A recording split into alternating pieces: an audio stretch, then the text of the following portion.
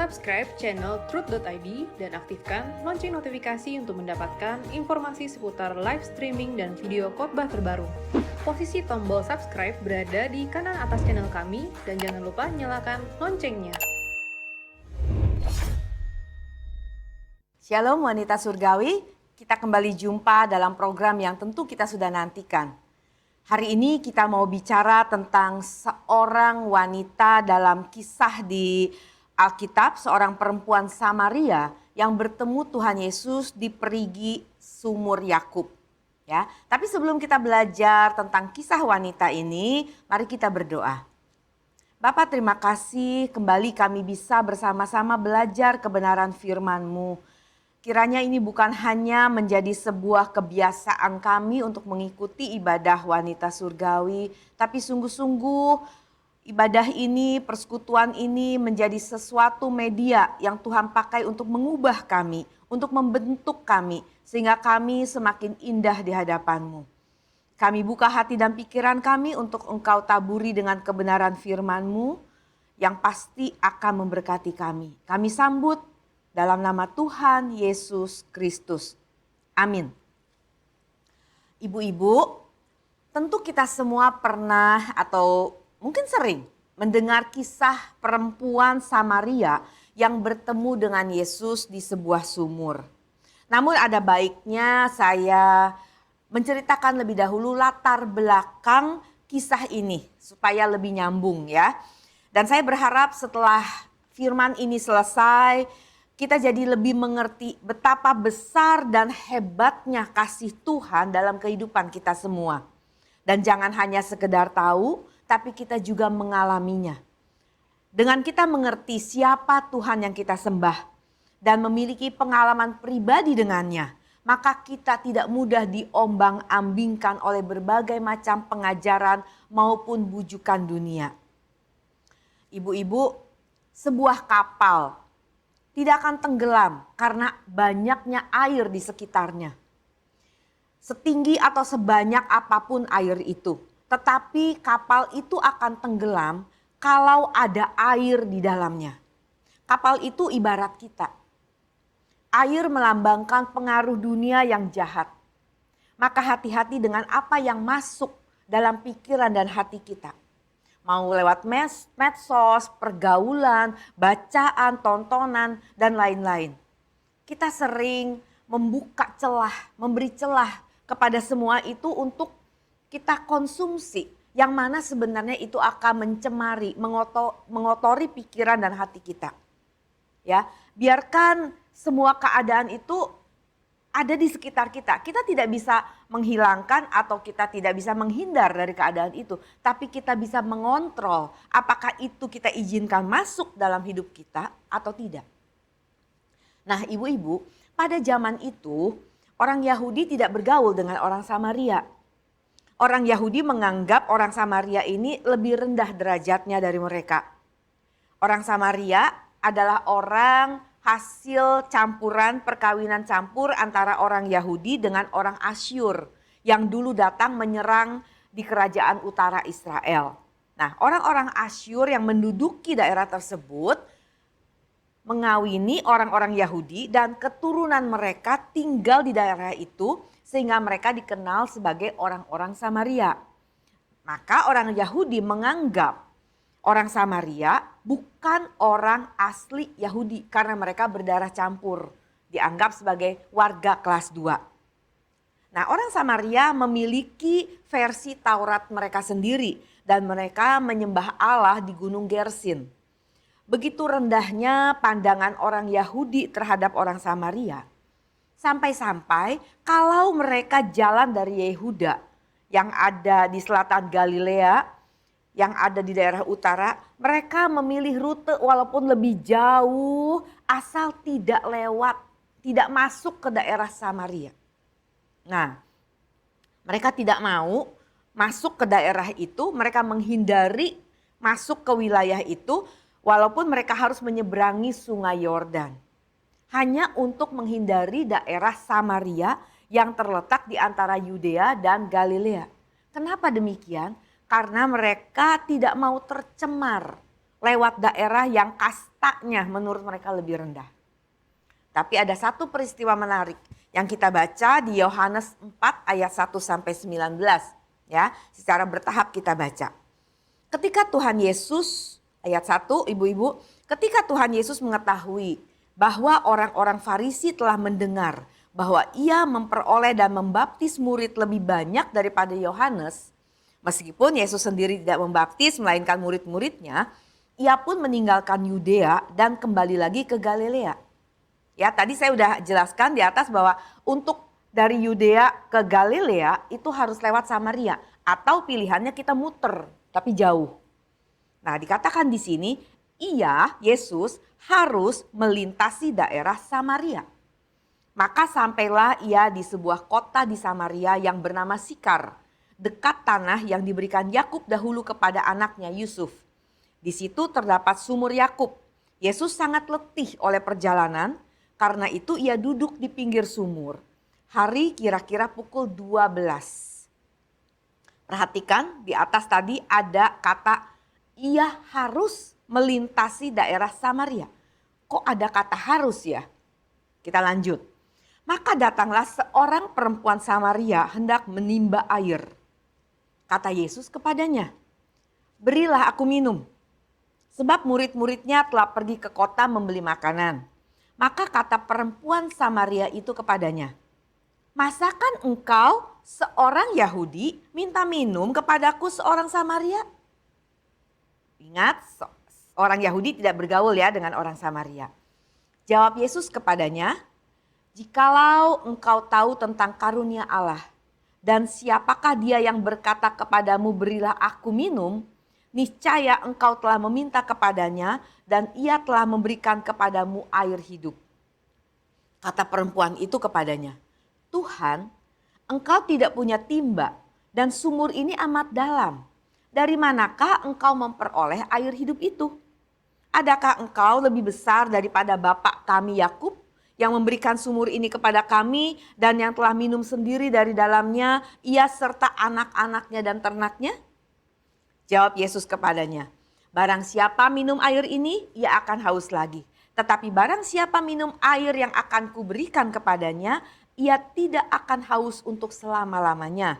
Sebaliknya, air yang akan kuberikan kepadanya akan menjadi mata air di dalam dirinya yang terus-menerus memancar sampai kepada hidup kekal. Kata perempuan itu kepadanya, Tuhan, berikanlah aku air itu supaya aku tidak haus dan tidak usah datang lagi ke sini untuk menimba air.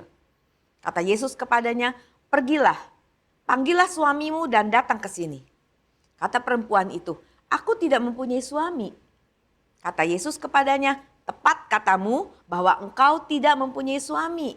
Sebab engkau sudah mempunyai 5 suami dan yang ada sekarang padamu bukanlah suamimu. Dalam hal ini engkau berkata benar. Kata perempuan itu kepadanya, Tuhan, nyata sekarang padaku bahwa engkau seorang nabi. Nah, kita lompat ke Yohanes 4 ayat 25 dan 26. Jawab perempuan itu kepadanya, aku tahu bahwa Mesias akan datang, yang juga disebut Kristus. Apabila ia datang, ia akan memberitakan segala sesuatu kepada kami. Kata Yesus kepadanya, akulah dia yang sedang berkata-kata dengan engkau. Ibu-ibu, di ayat 4 tadi dikatakan dengan jelas, Yesus dalam perjalanan kembali ke Galilea, di mana ia harus melewati daerah Samaria. Atau pilihannya dia harus muter. Nah, pertanyaannya, siapa yang mengharuskan Yesus harus melalui daerah Samaria itu? Apa yang melatar belakangi keputusan Yesus bahwa ia harus lewat daerah Samaria? Kenapa ia memilih lewat Samaria padahal itu bukan kebiasaan orang Yahudi? Apakah ada perintah yang ia dengar dari Bapa di surga bahwa ia harus mengambil jalan yang tidak biasa dilalui oleh orang Yahudi? Pada saat itu hari jam 12 siang. Menunjukkan suasana yang sedang terik, sedang panas-panasnya. Nah, ada seorang perempuan Samaria datang mau mengambil air. Sementara Yesus sudah mengutus para murid untuk membeli makanan. Dalam perjalanan yang melelahkan, Yesus istirahat di situ. Yesus sedang sendirian, murid-murid nggak ada, tiba-tiba datanglah seorang wanita, seorang perempuan Samaria. Nah, bisa dibayangkan kalau kita yang menjadi perempuan Samaria tersebut. Kita memilih waktu yang sedang tidak disukai orang, jam 12 siang untuk menimba air. Orang menimba air pagi-pagi atau sore di mana hari sejuk atau matahari tidak terlalu terik ya. Tetapi wanita ini, perempuan Samaria ini sengaja memilih jam 12, pukul 12 karena dia tahu siapa dirinya. Dia tahu statusnya di dalam masyarakat di kota atau di tempat dia tinggal itu. Nah, dan ketika dia sudah menghindar dari keramaian, dia bertemu dengan seorang laki-laki Yahudi. Yang pada saat itu mereka tidak bergaul, apalagi ia seorang laki-laki. Tentu akan menjadi satu satu keadaan yang kagok, yang awkward untuk dia melanjutkan menimba air. Nah, dia tahu sekali perempuan ini bahwa orang Yahudi tidak bergaul dengan orang Samaria. Paling diam-diaman ya, atau mungkin dia berpikir cuma satu orang yang gak apa-apa, saya akan diam-diam aja. Tetapi kita lihat di sini, kita baca tadi bahwa Yesuslah yang pertama kali membuka pembicaraan. Yesus bilang gini pada perempuan ini, berilah aku minum. Tentu kalau kita jadi perempuan Samaria yang dipandang rendah tersebut, ya, apalagi kita statusnya sebagai perempuan, 2 kali rendah nih. Tentu dia tidak mengharapkan ada seorang laki-laki Yahudi berbicara dengan dia. Apalagi minta tolong sesuatu. Tentu dia kaget. Tapi kenapa Yesus atau pria Yahudi ini berbicara dengan dia, minta tolong sesuatu? Nah, kita dapatkan beberapa hal di sini. Yang pertama, dengan mengajak bicara perempuan ini, Yesus mau menyatakan bahwa Yesus tidak terikat dengan kebiasaan atau tradisi yang ada. Yesus tidak sama dengan orang-orang Yahudi lainnya. Orang Yahudi yang lain mungkin tidak akan ajak perempuan ini bicara karena dia memandang rendah suku atau bangsa Samaria, apalagi seorang perempuan. Tapi Yesus tidak demikian. Yesus tidak peduli dengan kebiasaan yang ada. Yesus memikirkan keselamatan jiwanya. Yesus tidak mau terikat dengan tradisi. Tapi mohon dimengerti, bukan berarti kita juga tidak menghargai tradisi. Bukan begitu ya. Bapak Ibu, tradisi harus kita hargai tapi tidak boleh mengganggu keselamatan jiwa. Itu yang saya mau tekankan. Maka ada ayat juga di pasal yang lain yang mengatakan, keluarlah kamu dari kebiasaan nenek moyangmu. Ya, jadi sekali lagi kita menghormati tradisi kita. Sebagai suku Chinese, sebagai suku Jawa, suku Batak, suku Manado, kita punya tradisi. Tidak apa-apa, tetapi tidak boleh sampai mengganggu keselamatan kita.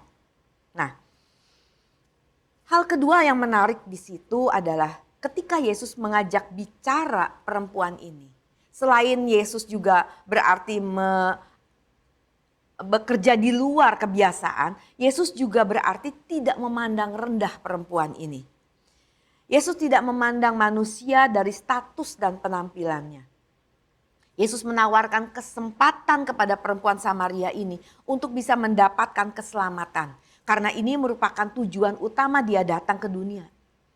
Jadi siapapun ibu hari ini, siapapun keadaan saudara hari ini, jangan merasa kecil, jangan merasa hina, jangan merasa tidak berharga. Karena Tuhan peduli kita. Tuhan datang untuk kita, untuk menyelamatkan kita. Hal ketiga yang kita pelajari ibu-ibu, dengan meminta air, berarti Yesus menyatakan bahwa dia mau berurusan dengan perempuan ini. Kalau kita perhatikan percakapan yang terjadi, Yesus tidak katakan, apa kabar? Hari panas ya, kamu mau ngapain? Enggak. Yesus langsung mengajak sebuah komunikasi yang merupakan satu urusan. Ada satu keterlibatan. Berilah aku minum. Ya, Yesus menganggap ini bukan satu hal yang najis, bukan satu hal yang kotor untuk berbicara, bahkan untuk minta pertolongan seorang yang dianggap hina. Mari kita bayangkan apa yang dirasakan perempuan ini ketika seorang laki-laki Yahudi meminta dia minum. Kalimat pembuka yang dipakai oleh Yesus ini luar biasa. Ini menunjukkan bahwa dia peduli dengan perempuan Samaria ini. Nah, tentu perempuan Samaria ini tidak siap, dia tidak tahu siapa yang dia ajak bicara. Waktu dikatakan berilah aku minum, itu mulailah terjadi percakapan dua arah, ya. Dari cerita yang tadi Yesus minta air kepada perempuan, sekarang ceritanya berbalik. Akhirnya kita temukan akhir cerita itu berbalik. Perempuan ini sekarang yang minta air hidup kepada Yesus. Nah, perempuan ini mungkin bingung kalau kita perhatikan bacaan tadi kita. Tadi katanya minta air, sekarang mau ngasih air. Padahal dia nggak punya timba. Iya kan, secara logika apa yang ada di pikiran perempuan itu masuk akal. Tadi minta minum sama saya, sekarang dia bilang dia yang mau ngasih minum. Padahal dia nggak punya timba. Gimana sih? Ya. Nah, ternyata Yesus bicara bukan hal fisik, bukan hal jasmani, tapi hal rohani. Yang pasti terjadi, perempuan ini sekarang sudah tidak canggung lagi dengan Yesus dan dia mulai berani terlibat dalam sebuah percakapan. Ya, kalau ibu-ibu tadi nanti dibaca ulang ya ibu-ibu, ayat-ayat itu menarik sekali. Bagaimana ada percakapan yang tidak satu arah tapi dua arah. Nah, air dalam Alkitab melambangkan beberapa hal. Salah satunya bicara mengenai kehidupan. Dikatakan barang siapa minum air ini ia tidak akan haus lagi. Kalau minum air dari sumur ini ia akan haus, tetapi air yang Yesus tawarkan maka ia tidak akan haus lagi. Ibu-ibu, dunia ini menawarkan kenikmatan yang sifatnya sementara. Demikian juga dosa, hanya sesaat saja nikmatnya, lalu kemudian kita akan haus lagi dan semakin haus. Itu yang akhirnya mengikat kita dan yang membuat kita semakin sulit melepaskan dosa, semakin sulit melepaskan keterikatan dengan hal-hal yang jasmani, yang kedagingan ini. Karena itu membuat kita semakin haus. Nah, Yesus menawarkan air hidup yang dia janjikan, kalau kamu minum air ini, kamu tidak akan haus lagi selama-lamanya. Ia sanggup memberikan kepada kita kehidupan yang baru. Dan dalam kehidupan yang baru itu, dimulai dari dalam diri kita, bukan dari luar diri kita. Karena ia juga katakan, ini akan menjadi mata air yang tidak pernah kering, yang akan terus memancar sampai hidup yang kekal. Sehingga kita tidak akan merasa haus lagi. Maka sekarang seperti wanita Samaria itu. Seharusnya kita minta kepadanya air kehidupan itu. Karena hanya dia yang memilikinya, dia yang sanggup memberikannya, dia yang sanggup, yang mampu untuk memuaskan jiwa kita. Seberapa banyak kita bisa menikmati Tuhan. Tergantung seberapa kosong jiwa kita dari kesenangan dunia. Dan itu juga menentukan seberapa banyak Tuhan bisa menikmati hidup kita. Kalau hidup kita, hati kita, jiwa kita dipenuhi dengan berbagai hal dari dunia ini, sudah tidak ada ruang lagi untuk Tuhan. Tidak ada ruang lagi untuk Tuhan menuangkan air kehidupan itu. Tetapi semakin kita mengosongkan jiwa kita dari segala kesenangan dunia, semakin banyak air kehidupan yang bisa Tuhan curahkan dalam hati kita. Dan itu juga berarti semakin banyak Tuhan juga bisa menikmati hidup kita. Tapi perhatikan ibu-ibu, Tuhan Yesus tidak memaksa. Tidak ada kalimat kita baca, kamu harus, tidak ada. Padahal posisinya Tuhan Yesus adalah sebagai orang Yahudi dan laki-laki. Yang mana saat itu memiliki status atau posisi yang tertinggi. Dia bisa saja memberi perintah, kamu harus. Tidak, Tuhan tidak memaksa, dia menawarkan. Ada kehendak bebas di sini. Demikian juga saat ini. Tuhan tidak memaksa kita untuk mencintai Dia, untuk menghormati Dia, untuk taat.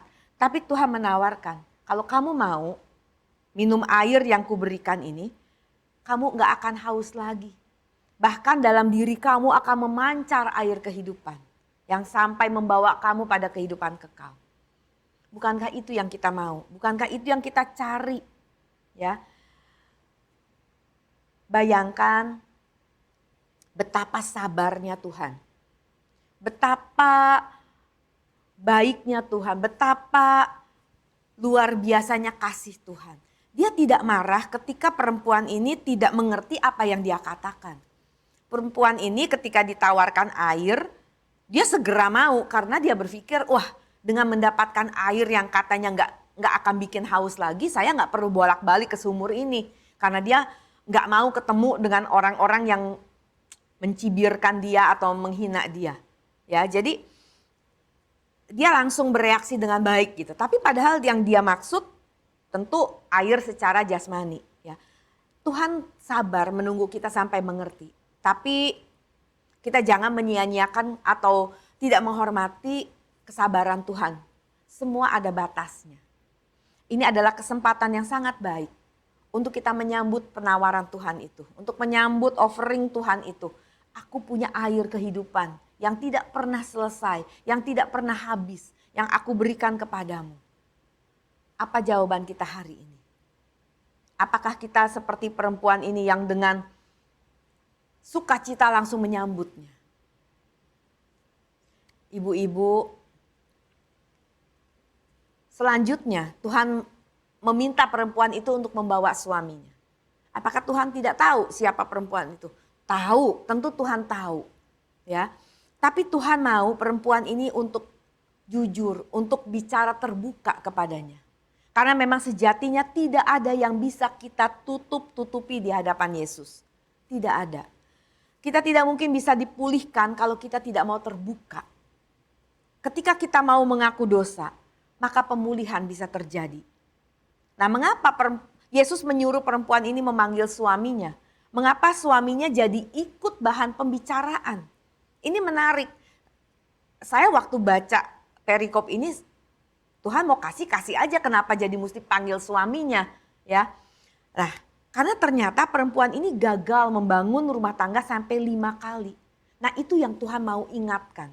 Yang Tuhan mau sadarkan bahwa ketika kamu mencari kebahagiaan kepada seseorang, kebahagiaan kepada hal-hal dunia, mungkin perempuan ini berpikir dengan menikah dia bahagia. Dia sudah mencoba berkali-kali bahkan sampai 5 kali. Dan ternyata dia tidak mendapat kebahagiaan itu. Tuhan seakan-akan mau bicara kepada perempuan ini. Hai perempuan, saya tahu semua cerita hidupmu. Kamu boleh tutup-tutupi, kamu boleh simpan untuk semua orang. Tetapi kamu tidak bisa tutup-tutupi dengan aku. Aku tahu cerita hidupmu, semuanya aku tahu. Nah, hari ini adakah yang masih kita tutup-tutupi terhadapnya? Adakah yang masih kita pikir, Tuhan gak akan ngerti, Tuhan gak tahu kesulitan saya, ini biar saya pendam sendiri. Meskipun mungkin di antara teman-teman atau keluarga kita seperti orang Samaria yang dianggap rendah. Meskipun kita adalah orang yang berkali-kali gagal. Tapi lewat cerita hari ini saya mau ingatkan, kita berharga di mata Tuhan. Tuhan mau berurusan dengan kita. Dia tahu semua perjuangan kita. Dia juga tahu semua kegagalan kita. Karena dia tahu semua cerita tentang kita. Maka mengapa dikatakan di ayat pertama tadi, ia harus melewati daerah Samaria. Karena dia tahu di sana ada seseorang yang harus dia temui. Itulah sebabnya mengapa ia juga harus datang ke dunia. Karena di dunia ini ada kita. Orang-orang yang sangat membutuhkan keselamatan. Orang-orang yang membutuhkan salib. Yang membawa kita bisa pulang kembali ke rumah Bapa di surga. Masalahnya, pertanyaannya untuk kita hari ini. Apakah kita menyambut tawaran Tuhan tersebut? Ingat, Tuhan tidak memaksa. Dia menawarkan. Dia sabar menunggu sampai kita dengan sadar, dengan rela menyambut tawarannya ini. Dengan sukacita kita mengikutinya.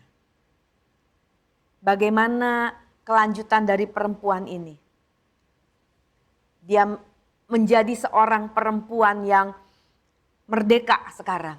Yang sudah dibebaskan. Dia tahu sekarang bahwa kebahagiaan bukan karena memiliki seorang pria sebagai suami atau memiliki anak atau memiliki harta benda. Tetapi dia sekarang punya air hidup yang membuat dia memiliki pengharapan. Yang membuat dia punya masa depan.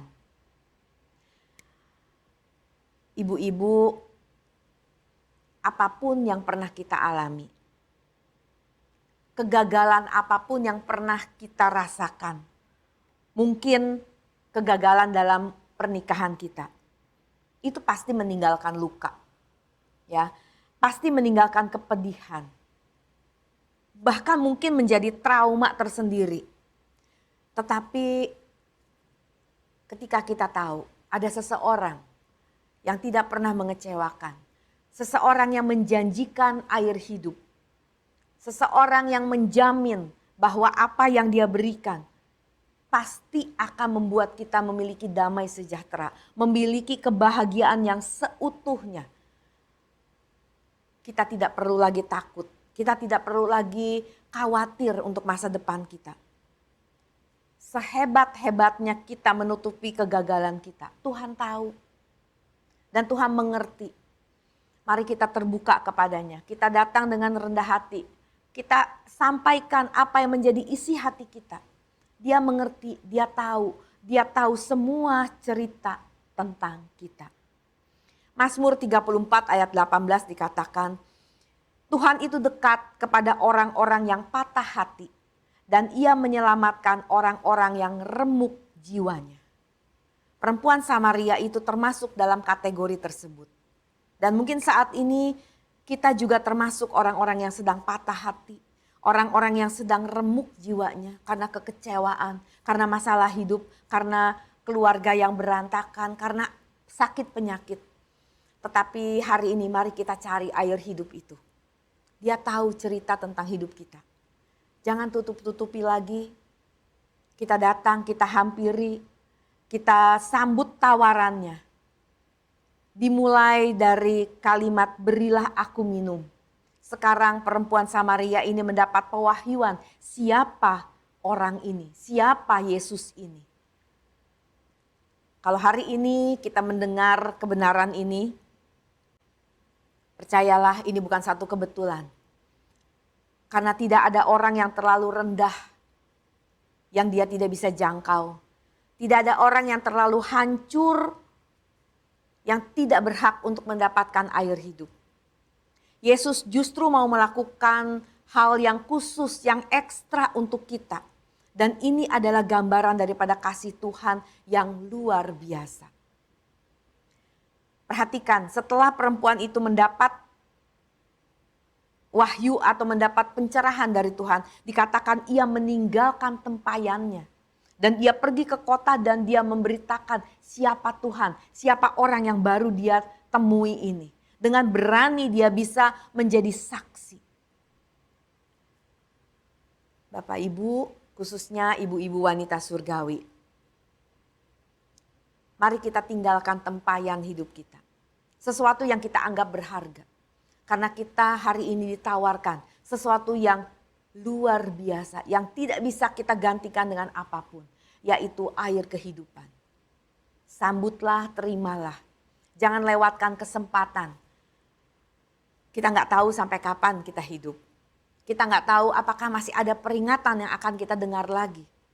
Tapi selagi kita masih bisa bernafas, selagi kita masih bisa berdiri, masih bisa merasakan udara ini, baiklah kita mengambil keputusan untuk menyambut tawaran Yesus. Menjadikan dia satu-satunya juru selamat. Membawa semua cerita hidup kita supaya kita juga bisa mendapatkan air kehidupan itu. Sesuatu yang malu, sesuatu yang aib yang menurut kita memalukan, Tuhan bisa ubah menjadi satu kesaksian hidup yang memberkati. Bukan hanya satu orang tapi banyak orang. Tuhan bisa pakai kita ketika kita mau diubahkan. Ibu-ibu, Tuhan tahu semua cerita hidup kita. Dia mengerti dan dia tahu yang terbaik.